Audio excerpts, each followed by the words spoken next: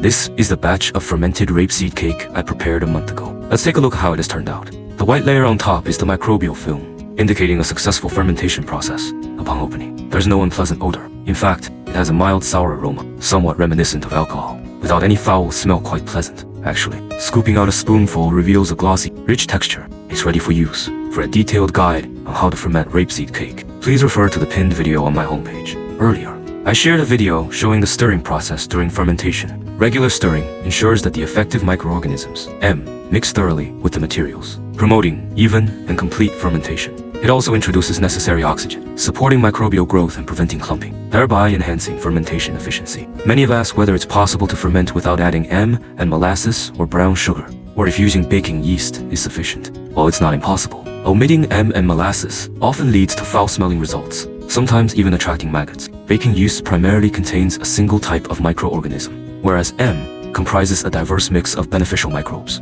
leading to more effective and less odorous fermentation.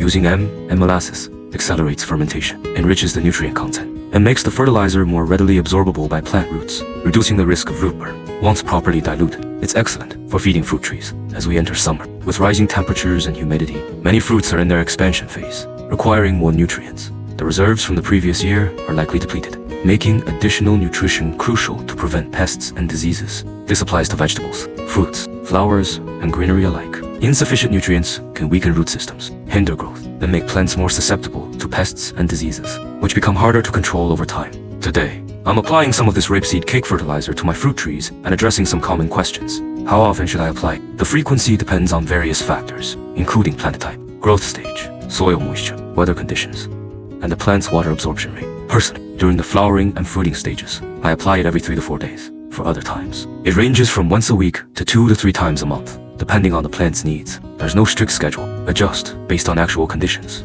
During continuous rainy periods, I opt for commercially fermented cake fertilizers to supplement nutrients, which are also available through my shop. What about the concentration? Concentration varies with plant type and growth stage. For instance, dilute more for vegetable seedlings and slightly less during rapid growth phases. I prepare a relatively thin mixture during fermentation. For fruit trees, I usually dilute it about 10 times. For vegetables, 20 to 30 times. If your mixture is thicker, consider diluting it 30 to 50 times. Adjust the dilution based on plant type, soil, fertility, and growth stage. Remember, it's better to apply a weaker solution more frequently than to risk over-fertilizing. Concerns about soil compaction and weed growth. I loosened the soil yesterday and applied fertilizer today, working in the cooler hours after 5 p.m. due to the heat. My soil is pure clay without weed growth, so after watering and sun exposure, it may appear compacted, but regular use of organic fertilizer keeps it relatively loose. Weeds have started to grow again recently. I remove them while loosening the soil. While some believe that weeds can help retain soil moisture and add organic matter when they decompose, they can also compete with fruit trees for nutrients and harbor pests.